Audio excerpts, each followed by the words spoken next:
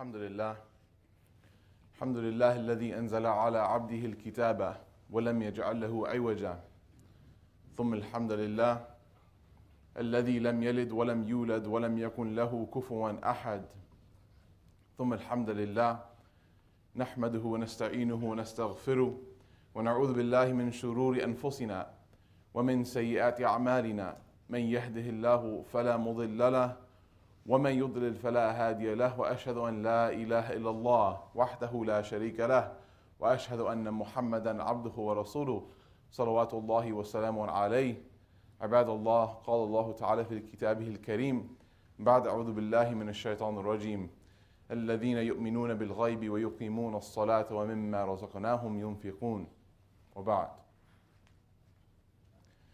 To the Prophet Muhammad ﷺ, to the Prophet Muhammad ﷺ, his wife Khadijah for over 20 years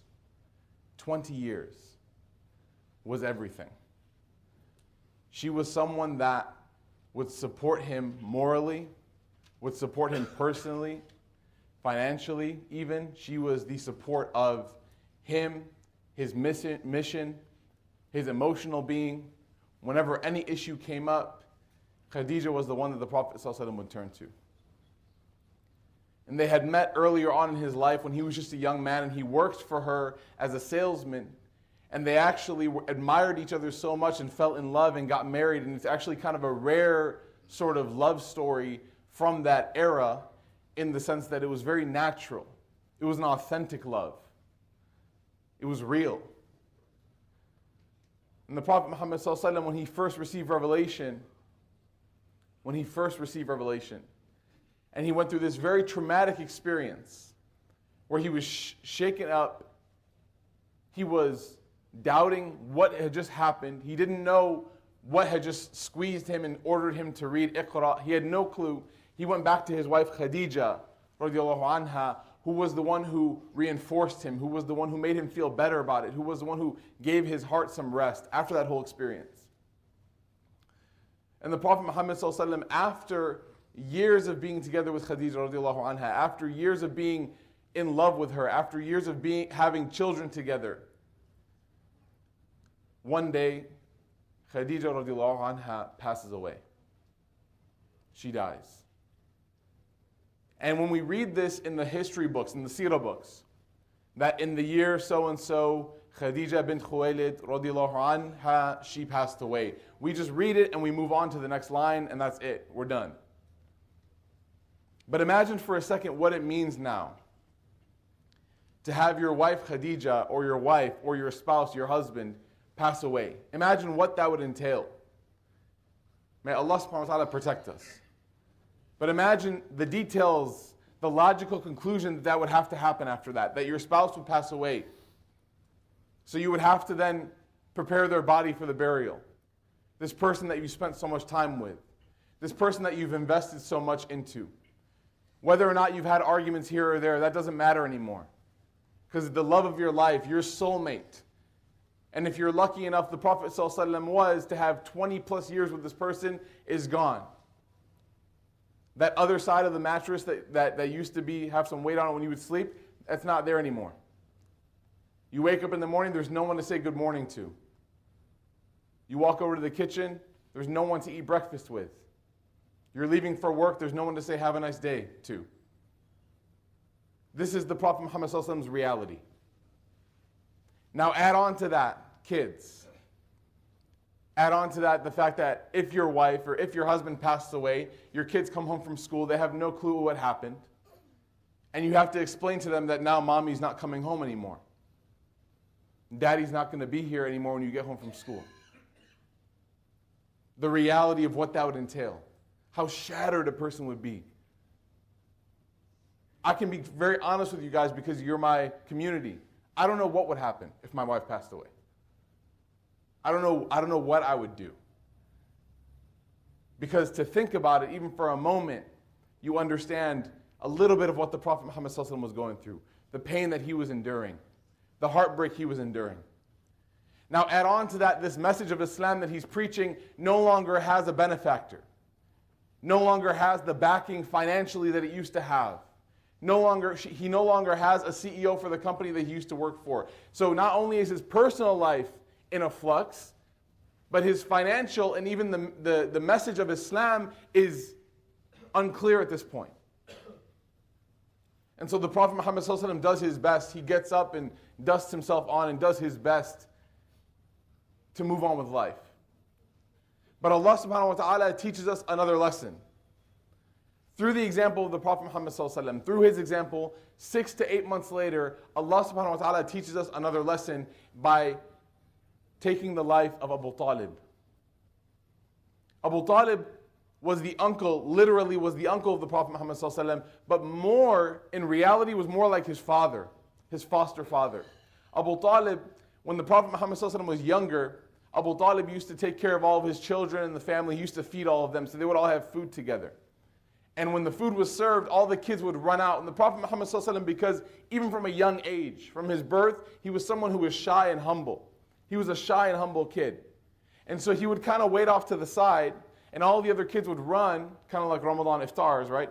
All the other kids would run to the plate, get all the food, eat to their fill, and then when they were done, when they were stuffed, then the Prophet ﷺ, when they walked away, would slowly make his way over and would pick up whatever scraps were left. And Abu Talib used to see this, and he loved the Prophet Muhammad ﷺ so much. Abu Talib had so much love for the Prophet ﷺ that what he would do was he would pick out all the good chunks of food, all the good chunks of meat, and he would set it aside on a plate and he would put it behind himself. So he would call the kids to come eat, and all the kids would come eat, and they would say, well, I guess we just don't have good meat today. And they would start eating, and Abu Talib would say, yeah, Muhammad, come here. And Muhammad ﷺ would come, and he would look, and he would see this plate of food, and he would smile, and he would eat it with his uncle Abu Talib. Whenever Abu Talib went on a business expedition, or any kind of expedition, any kind of travel, he would leave his entire family at home, his kid, his spouse, his kids, his nephews, everyone would stay home. But guess who would come with Abu Talib? The Prophet Muhammad ﷺ. There was so much love that Abu Talib had. And even after the message of Islam came to the Prophet Muhammad ﷺ, Abu Talib said what? He said, I don't believe, but I will support you and I will defend you until my dying day. That I don't believe in what you're bringing. This is from the family of the Prophet ﷺ. He's saying, I don't believe, I love you, I'm not going to accept what you're bringing, but I will protect you until I die. And everyone in the city of Mecca, when they would try to harass the Prophet Muhammad ﷺ, when they would try to torture him, they would do things here and there. They would rough him up here and there, ﷺ, but they knew that they couldn't take it too far because Abu Talib would be the person they would have to answer to. That in order to get to the Prophet ﷺ, Abu Talib was there. And then Abu Talib becomes very ill, very sick. And it becomes clear that these are his final days.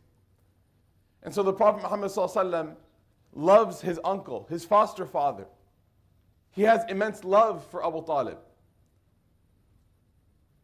And he goes to his uncle and he says, my uncle, please.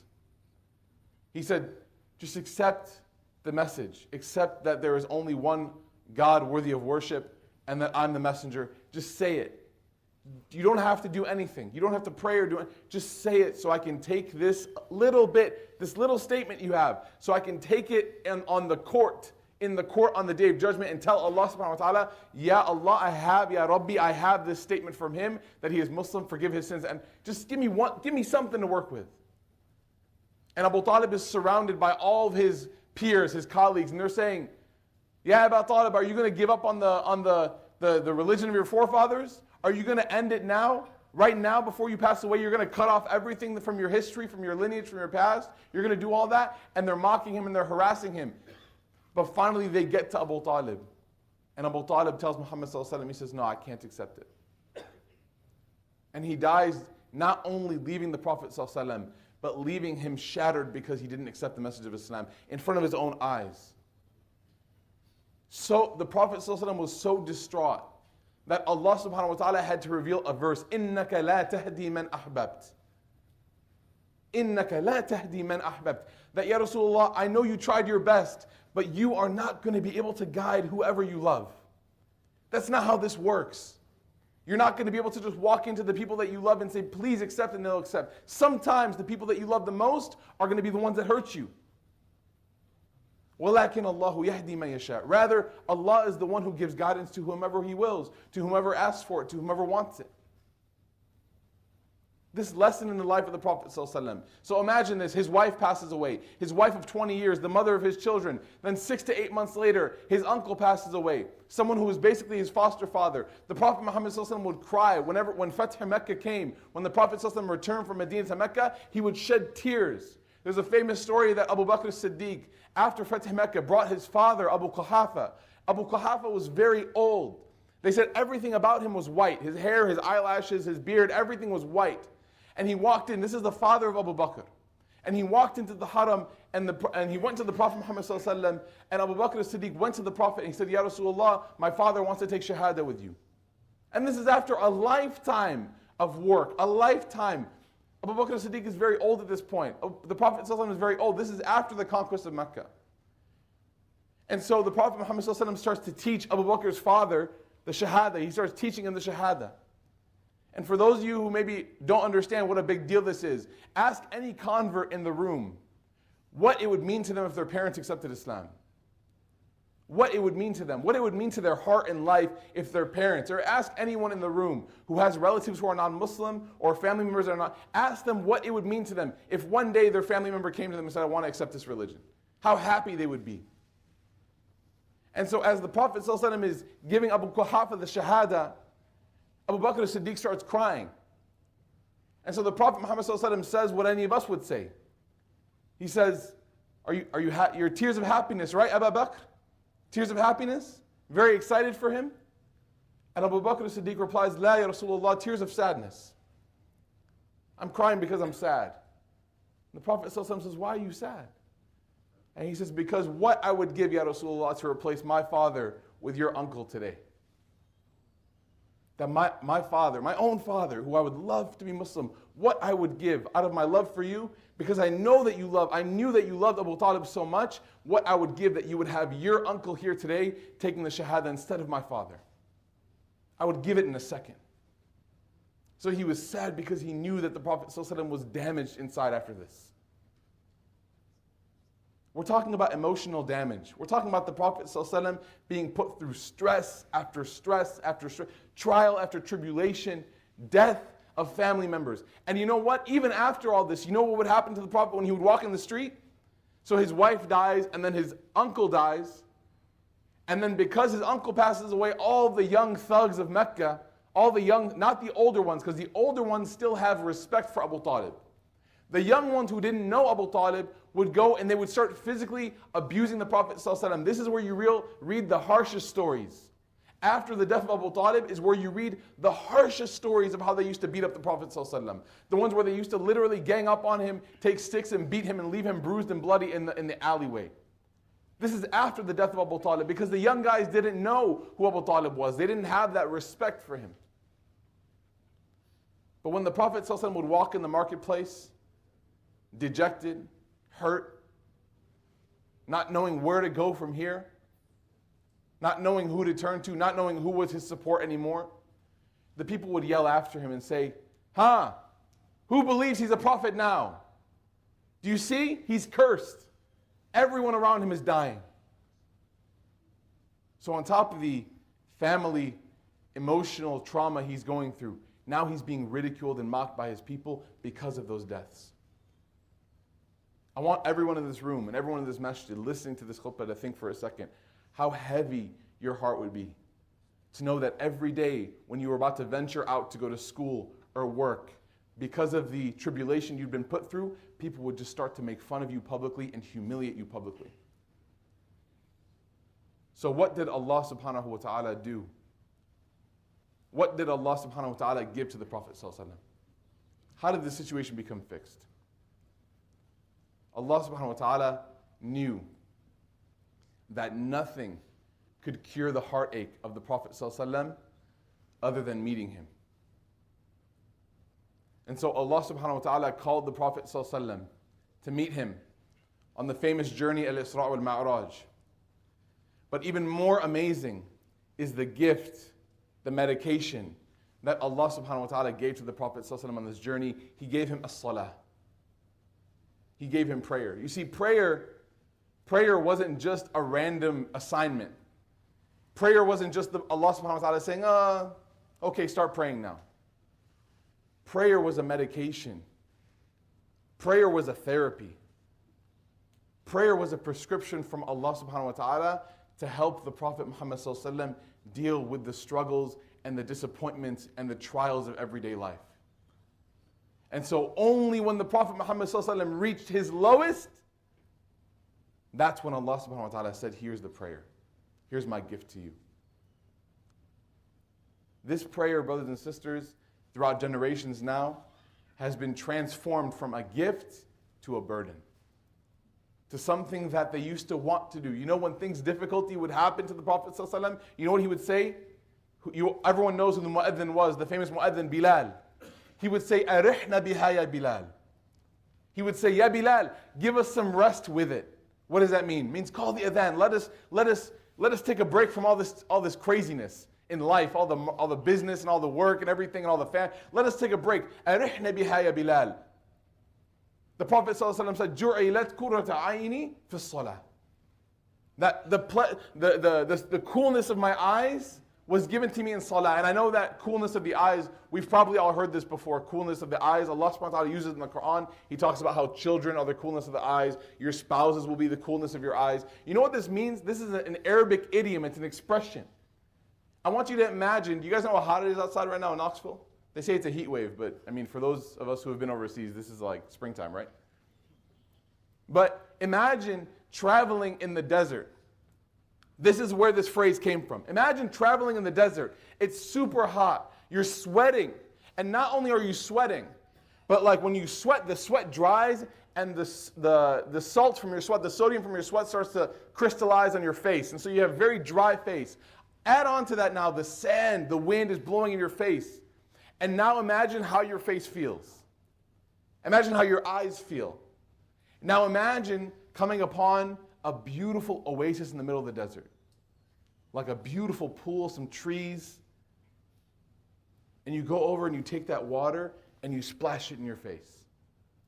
And you splash it, and then you drink some and you splash it.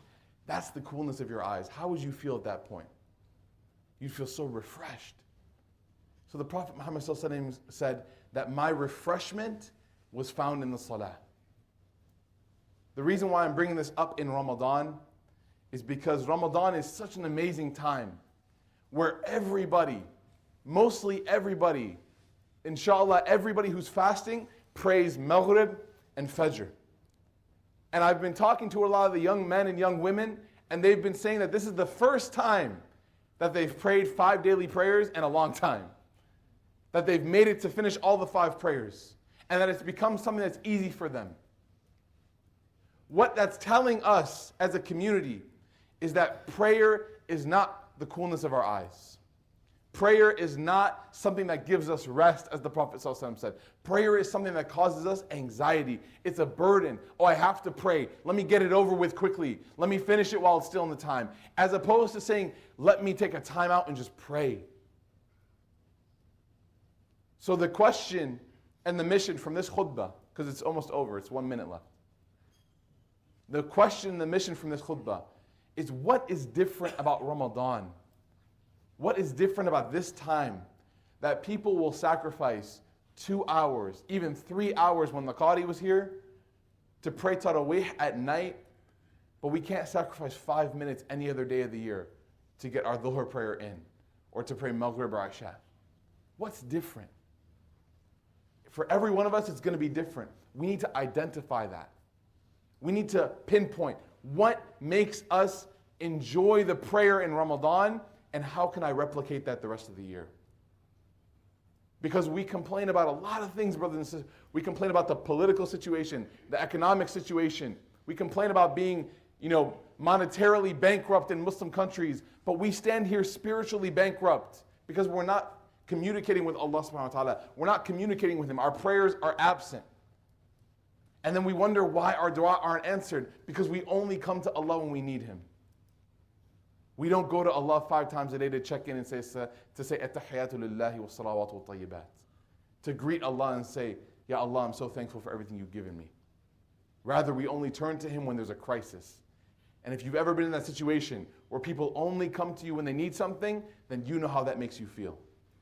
When someone calls you and they only call you when they're going to ask for something, you know how that makes you feel. But when someone calls you to check up on you and say salam and Ramadan Mubarak and Eid Mubarak and congratulations on your child's graduation, you know how close you are with that person. That's the closeness we want to feel to Allah subhanahu wa ta'ala. And that's what we achieve through the prayer. It's not a burden. It's not handcuffs. It's not shackles. It's therapy.